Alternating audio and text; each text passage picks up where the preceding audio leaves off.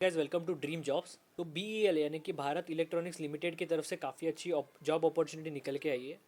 तो जो वैकेंसी निकली है वो निकली है ट्रेनी इंजीनियर के पोजीशन के लिए और प्रोजेक्ट इंजीनियर के पोजीशन के लिए। दोनों जो वैकेंसी रहने वाली है ये एक्सपीरियंस कैंडिडेट के लिए रहने वाली है। जो ट्रेनी इंजीनियर रहने वाला है उनको मिनिमम 6 मंथ्स का एक्सपीरियंस चाहिए और वही प्रोजेक्ट इंजीनियर के पोजीशन के लिए अप्लाई करने के लिए आपको मिनिमम 2 ईयर्स का एक्सपीरियंस लगेगा। तो आज की वीडियो में हम उसके रिगार्डिंग सारी इन्फॉर्मेशन देखेंगे कि मिनिमम आपको क्वालिफिकेशन क्या लगेगा, आपकी सैलरी क्या रहेगी, अगर आपको एक्सपीरियंस चाहिए तो किस रिगार्डिंग एक्सपीरियंस चाहिए, वो सारी चीज़ें हम देखेंगे ये वीडियो में। तो वीडियो स्टार्ट करने से पहले एक लाइक कर देना और चैनल पे नए हो तो सब्सक्राइब कर लेना, आपको नए नए जॉब अपडेट्स मिलते रहेंगे। तो जो आपकी कंपनी रहने वाली है भारत इलेक्ट्रॉनिक्स लिमिटेड BEL। ये एक नवरत्न कंपनी है। जो जॉब रहने वाला आपका रहने वाला ऑन टेम्परेरी बेसिस, मतलब ये परमानेंट जॉब रहने वाला है। कुछ फिक्स ईयर्स के लिए आपका ये जॉब रहेगा। पोस्ट जो आपको देखने मिलेगी वो रहेगी आपकी फर्स्ट रहेगी ट्रेनी इंजीनियर की पोजीशन और सेकंड रहेगी आपकी प्रोजेक्ट इंजीनियर की पोजीशन।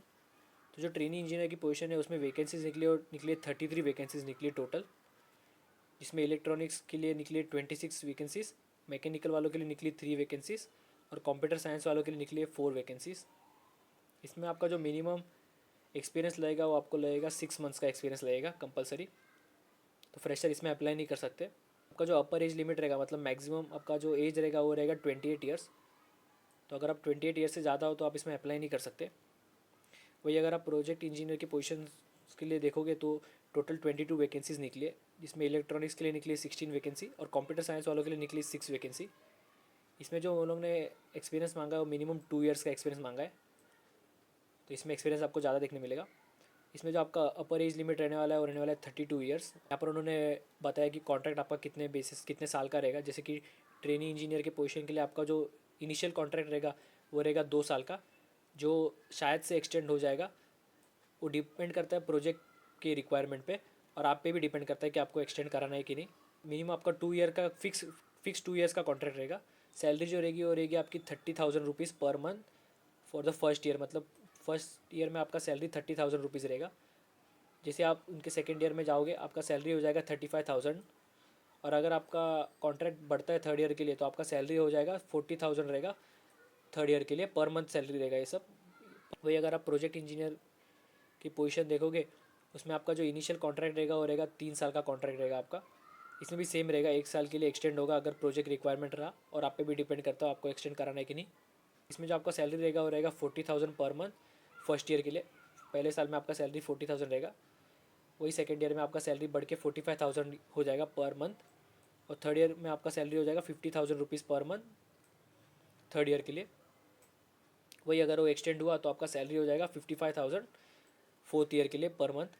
इस सैलरी के साथ आपको 12,000 रुपीज़ हर साल मिलेंगे मेडिकल इंश्योरेंस के लिए, लाइफ इंश्योरेंस प्रीमियम के लिए, अटायर अलाउंस मतलब कपड़ों के लिए, स्टिचिंग चार्जेस कपड़े स्टिच करने के, और फुटवेयर अलाउंस और भी बहुत कुछ और एक्सेट्रा बताया और भी बहुत कुछ चीज़ों के लिए। तो ऐसा हर साल आपको 12,000 रुपीज़ मिलेंगे एक्स्ट्रा। तो जो अपर एज लिमिट रहने वाली है इंजीनियर ट्रेनिंग के लिए रहने वाली 28 ईयर्स जनरल और EWS कैंडिडेट्स के लिए। वही अगर आप OBC कैंडिडेट हो तो आपको 3 ईयर्स का एज रिलैक्सेशन मिलेगा। SC ST कैंडिडेट्स के लिए 5 ईयर्स का रिलैक्सेशन और PWD category with minimum 40% disability वालों को मिनिमम 10 ईयर्स का एज रिलैक्सेशन मिलेगा। वही प्रोजेक्ट इंजीनियर के लिए आपका जो अपर एज लिमिट रहेगा वो रहेगा 32 ईयर्स जनरल और EWS कैंडिडेट्स के लिए। OBC कैंडिडेट्स के लिए रहने वाला है 3 ईयर्स का रिलैक्सेशन। SC ST कैंडिडेट्स के लिए रहने वाला है 5 ईयर्स का रिलैक्सेशन। और सेम PWD कैंडिडेट्स के लिए जो मिनिमम 40% डिसेबिलिटी में आते हैं उनके लिए रहने वाला है 10 ईयर्स का एज रिलैक्सेशन। तो जो एजुकेशन क्वालिफिकेशन मांगा है ट्रेनी इंजीनियर के लिए, फर्स्टली वो लोग ने बोला है कि BTech ने तो BSc इंजीनियरिंग चाहिए, 4 ईयर्स का कोर्स चाहिए कंपलसरी। और जो ब्रांचेज जो अप्लाई कर सकती है वो रहने वाली इलेक्ट्रॉनिक्स वाले, मैकेनिकल वाले और कंप्यूटर साइंस वाले। यहाँ पर उन्होंने मार्क्स क्राइटेरिया भी बोला है, जैसे कि आपको मिनिमम 55% चाहिए जनरल, OBC और EWS कैंडिडेट हो तो आप। और अगर आप SC ST और PWD कैटेगरी से बिलोंग करते हो तो आपको सिर्फ पास क्लास चाहिए, मतलब आपको सिर्फ पासिंग परसेंट रहा फिर भी इसमें अप्लाई कर सकते हो। बाकी सबको मिनिमम 55% लगेगा।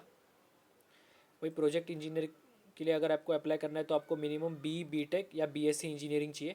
वो भी सेम रहने वाला है 4 ईयर का कोर्स। ब्रांचेज जो रहेगी अप्लाई कर सकती है वो रहेगी इलेक्ट्रॉनिक्स और कंप्यूटर साइंस वाले। मार्क्स क्राइटेरिया भी इसमें सेम रहेगा, 55% आपको मिनिमम लगेगा जनरल, OBC या EWS कैटेगरी से हो तो। वही अगर आप SC ST या PWD कैंडिडेट हो तो आपको सिर्फ पास क्लास लगेगा, मतलब पासिंग परसेंट रहा फिर भी आप अप्लाई कर सकते हो। यहाँ पर उन्होंने डिटेल में बताया कौन से डिसिप्लिन अप्लाई करते हैं।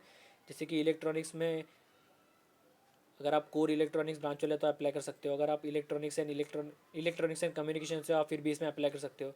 अगर आप इलेक्ट्रॉनिक्स एंड टेली कम्युनिकेशन वाले हो आप फिर भी इसमें अप्लाई कर सकते हो।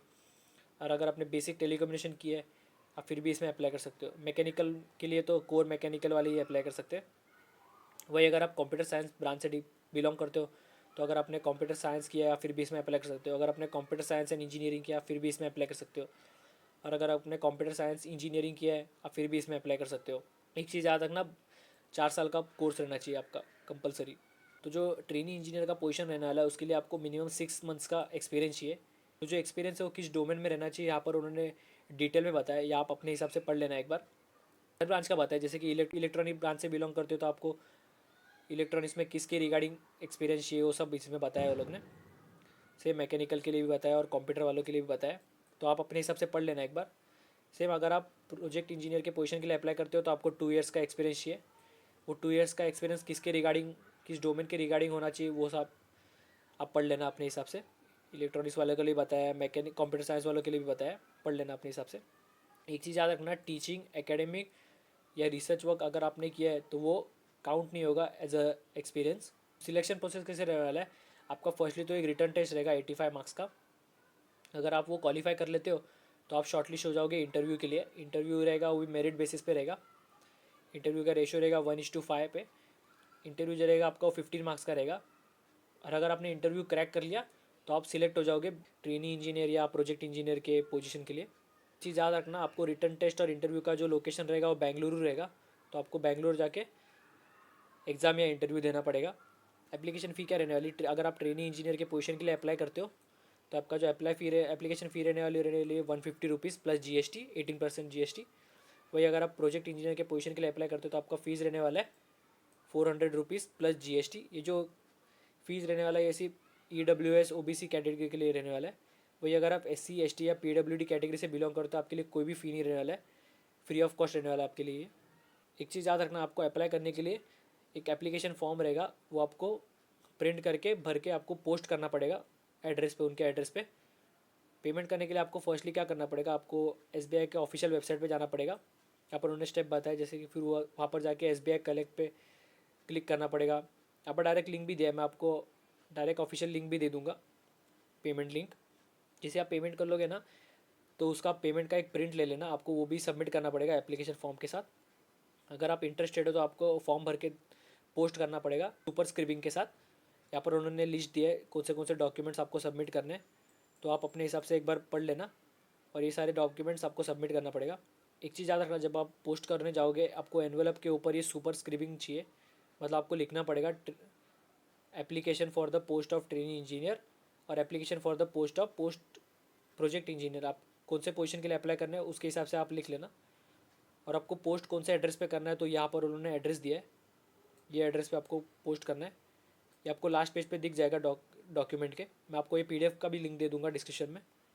तो अप्लाई करने का जो लास्ट डेट रहने वाला है वो रहने वाला है 14 फरवरी। अप्लाई मतलब आपको आपका जो एप्लीकेशन है वो 14 फरवरी से पहले उनके ऑफिस में पहुँच जाना चाहिए। फ्री ऑफ कंसिडर होगा।